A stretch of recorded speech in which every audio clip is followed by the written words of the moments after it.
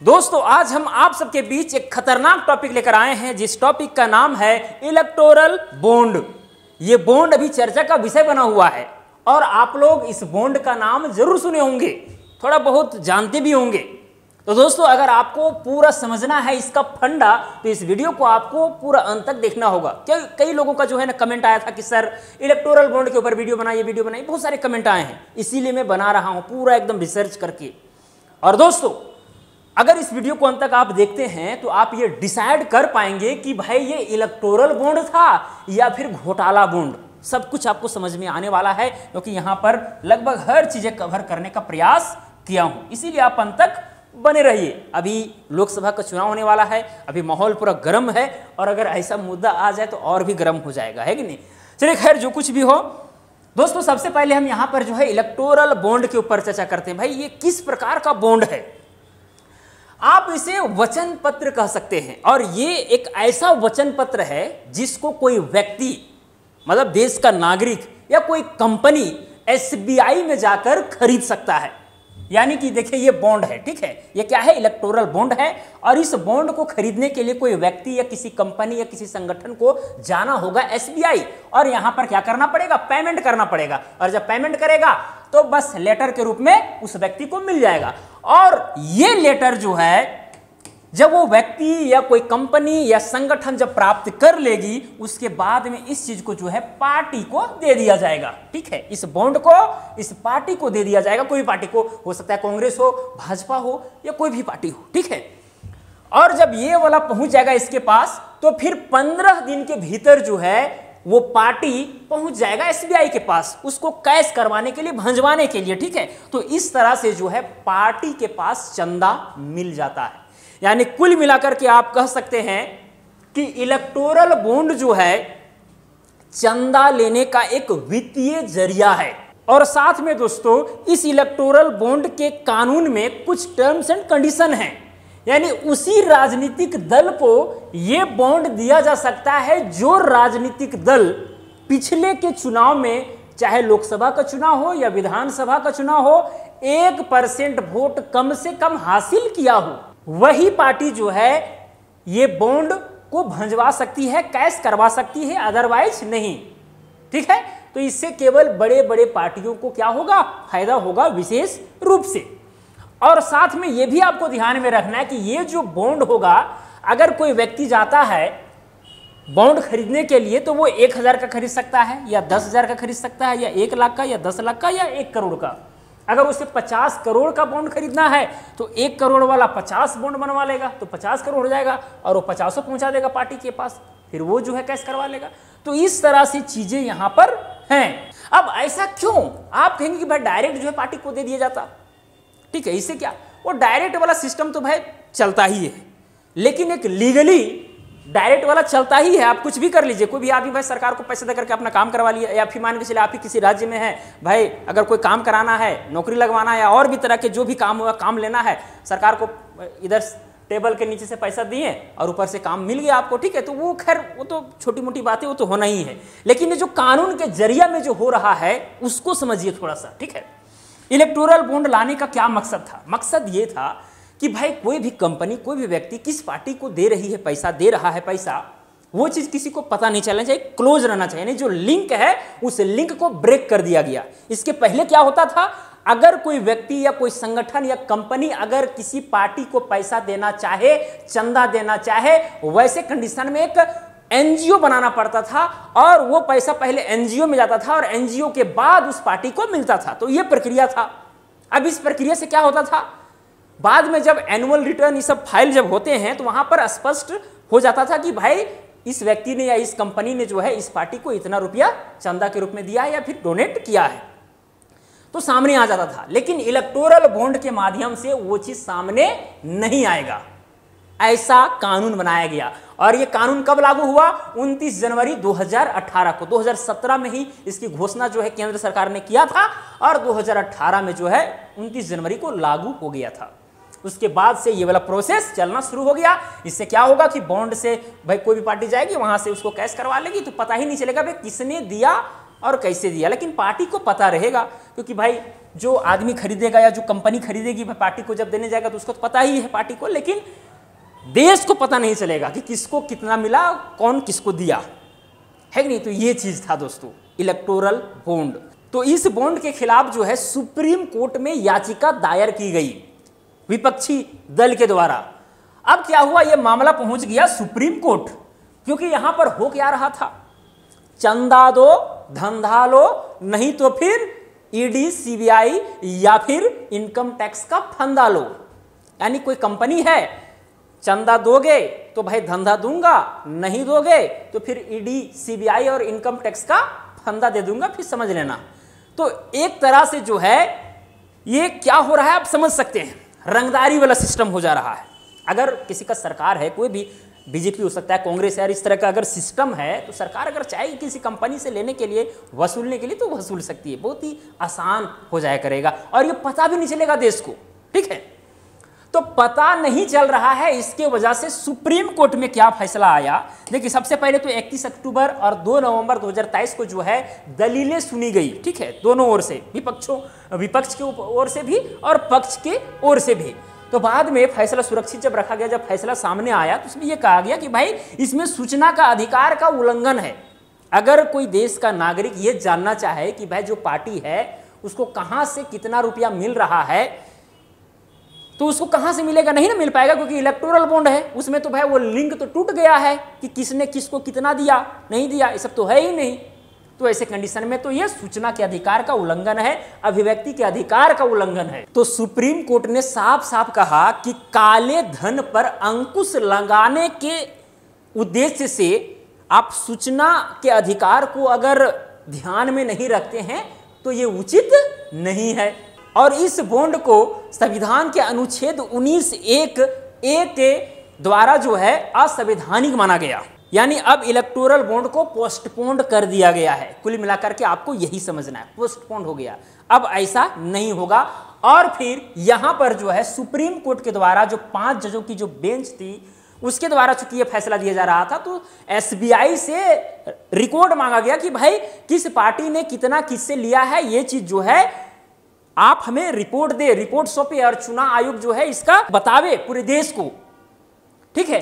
तो जब चीजें सामने आई तो भाई होश उड़ाने वाली रही। हालांकि फिर भी जो रिपोर्ट आया है कोर्ट के सामने, सुप्रीम कोर्ट के सामने, उसमें भी पूरा तरीका से ट्रांसपेरेंट नहीं है, अभी भी कुछ वहां पर दिक्कतें हैं। लेकिन फिर भी किस पार्टी को कितना मिला है, कितना नहीं मिला है, ये सारी चीजें जब सामने आई तो पता चला है, क्या पता चला है, देखिए यहां पर इस चीज को देखिए, ये total value of electoral bonds sold from 2017 से 18 से लेकर के 2022-23 के जो फाइनेंशियल जो ईयर होते हैं वहां तक भाई कितने इलेक्टोरल बॉन्ड्स सेल किए गए हैं एसबीआई के द्वारा, स्टेट बैंक ऑफ इंडिया के द्वारा, वो चीज सामने आया है। इसमें से बीजेपी को जो है 6566 करोड़ जो है मिला है इलेक्टोरल बॉन्ड के थ्रू फंड, या फिर आप कह सकते हैं चंदा, ताकि मिले कंपनियों को धंधा, ठीक है। अभी समझाएंगे। कांग्रेस को 1123 करोड़, आप देख सकते हैं टोटल अमाउंट जो 11,450 करोड़, जिसमें से 6566 करोड़ जो है ये केवल आया है किसका, बीजेपी का। कांग्रेस का 1127, टीएमसी का 1093, बीजेडी का 774 करोड़, डीएमके का 617, ठीक है। उसी तरह से आपका देख सकते हैं एनसीपी, जेडीयू हो गया, अदर्स हो गया। अदर्स में फिर देखिए यहाँ पर अदर्स में बीआरएस को 384 करोड़, ठीक है, यहाँ पर बहुत सारे पार्टी का नाम दिया गया है। तो इस तरह से तो कुल मिलाकर के अगर यहाँ पर देखा जाए तो 57 से 58% जो चंदा है, पूरे 100% अगर हम मान लें पूरे चंदा को, तो 57-58% केवल एक पार्टी को मिला है। तो इस तरह से आप समझ सकते हैं कि हमारे देश में एक पार्टी आर्थिक रूप से कितना मजबूत है। और अगर एक पार्टी ही केवल इतना मजबूत हो जाए तो फिर लोकतंत्र में दिक्कतें हो सकती है। इस चीज को आप समझ सकते हैं। कुछ मूर्ख लोग हैं जो कहते हैं कि भाई सारा पार्टी खत्म हो जाए केवल बीजेपी रहे, या फिर सारा पार्टी खत्म हो जाए केवल कांग्रेस रहे। अगर ऐसा होगा तो फिर हमारा देश जो लोकतंत्र है, लोकतंत्र फिर किस काम का। जहां लोकतंत्र है वहां पर विभिन्न राजनीतिक दल होंगे तभी देश चलेगा, अदरवाइज नहीं चलेगा। इस चीज को कान खोल करके सुन लीजिए। जो अंधभक्त लोग, जो अंधे लोग ऐसा सोचते हैं कि एक ही पार्टी रहे। देखिए, मैं बीजेपी कांग्रेस नहीं कर रहा हूं, कुछ कांग्रेसी वाले भी हैं जो कहते हैं कांग्रेस रहे बाकी सब बर्बाद हो जाए। तो भाई कांग्रेस फिर अपना मनमानी से करे, क्योंकि उसको किसी से डर है ही नहीं। अगर किसी गांव में केवल एक ही आदमी का दुकान है किसी भी चीज का, एक राशन का दुकान है और उसके लगभग 50 किलोमीटर के रेंज में कहीं दुकान नहीं है, तो वो दुकानदार जिस हिसाब से बेचना चाहेगा वो बेच सकता है। लेकिन अगर एक और दुकानदार रहे तो फिर उसे डरना होगा, उसे कंपटीशन करना पड़ेगा और उसके आधार पर काम होगा। तो आप सोचिए इसी चीज को कि हमारे देश में, लोकतंत्र में, अगर एक पार्टी केवल मजबूत होती है सब बर्बाद हो जाएगा तो क्या होगा। मतलब ऐसे हम इसको बता रहे क्योंकि कुछ लोग हैं जो कहते हैं, सुनता हूं मैं, चुपचाप रहता हूं, कुछ कहने के लिए नहीं जाता हूं, लेकिन आप सबको बता दे रहा हूं, ठीक है भाई। हमारे यहाँ तो भाई कोई भी पार्टी का नेता बने, कांग्रेस का बने, बीजेपी का बने या फलाना ढेम का कुछ का बने, उसके वजह से हमारे यहाँ चूल्हा नहीं जलता है। हम मेहनत करते हैं तभी जलता है। हालांकि वो चूल्हा जलने में प्रॉब्लम वो क्रिएट कर सकती है लेकिन जलाती नहीं है। समझ आ रहा है ना। तो हो सकता है आपका जलता होगा इसीलिए आप तारीफें करते होंगे, ठीक है। या हो सकता है आप ये सोच रहे होंगे कि भाई घटना होगा उसके बाद हम जिस पार्टी का समर्थन करेंगे घटना में सहायता। अरे घटना होगा तब ने वो सहायता करेगा, घटना से पहले आप कह करके देखिए, उसका निदान होगा तो बहुत अच्छी बात है, तब तो फिर आपको कहना नहीं है। घटना हो जाएगा उसके बाद जितने भाई आपने सपोर्ट किया है उसके बाद होगा, तो घटना होने के बाद तो भाई अब तो बर्बादी हो जाइएगा। चलिए खैर कोई बात नहीं, इंसान के लिए इशारा ही काफ़ी है। तो दोस्तों यहाँ पर कुल मिलाकर के जो है बीजेपी कह रही थी अपने जवाबी हलफनामा में कि ये जो बॉन्ड है, इलेक्टोरल बॉन्ड, ये एकदम ट्रांसपेरेंट है। लेकिन अगर देखा जाए एक तरह से तो ये ब्लैक मनी एक्सटोर्शन रैकेट को प्रमोट करता है, जिससे क्या होगा, कंपनी को जबरन जो है उससे चंदा लिया जा सकता है, नहीं तो फिर ईडी, सीबीआई और इनकम टैक्स का फंदा दिया जा सकता है। एक एग्जाम्पल के रूप में आप इस चीज को समझिए कि यहां पर देखिए कि एक कंपनी है नावा युगा इंजीनियरिंग कंपनी, और ये जो कंपनी है 55 करोड़ रुपया बीजेपी को दिया। और सरकार चूंकि बीजेपी का है केंद्र में, तो भाई इसको एक काम मिल गया, वो भी उत्तरकाशी टनल बनाने का। तो देखिए इधर से चंदा मिला, इधर से धंधा मिला, और अगर चंदा और धंधा नहीं होता तो फिर सीधे ईडी, सीबीआई, इनकम टैक्स का फंदा मिलता। समझ में आ रहा है ना। तो ये चीज है दोस्तों, इसी चीज को समझना है। और हमारे देश में ऐसी ऐसे कंपनियां हैं जिसका नेटवर्थ या फिर एकदम लॉस में जा रहा है, लेकिन फिर भी वो चंदा दे रहे हैं ताकि भाई बचा रहे उसका मान सम्मान या जो कुछ भी है, ठीक है। ऐसा भी है, उस डेटा को आप गूगल में सर्च मार करके देख सकते हैं। लॉस में है फिर भी उससे कहीं ज्यादा जो है चंदा दिया जा रहा है पार्टियों को। क्यों? ताकि वो जीते और मैं अपने आप को फिर तेजी गति से रफ्तार पकड़ सकूं। ये भी हो सकता है, ठीक है, जो कुछ भी हो। तो इस तरह से जो है दोस्तों इलेक्टोरल बॉन्ड का प्रयोग किया जा रहा है फिलहाल, जिसे सुप्रीम कोर्ट ने असंवैधानिक बता दिया है। यानी ये अब जो है प्रभाव में नहीं है, अब इसके जगह पर अन्य उपाय निकाला जाएगा। इस चीज को समझिए और निकालना चाहिए भी। ये भी सही नहीं है, सूचना के अधिकार का बिल्कुल उल्लंघन है, ठीक है।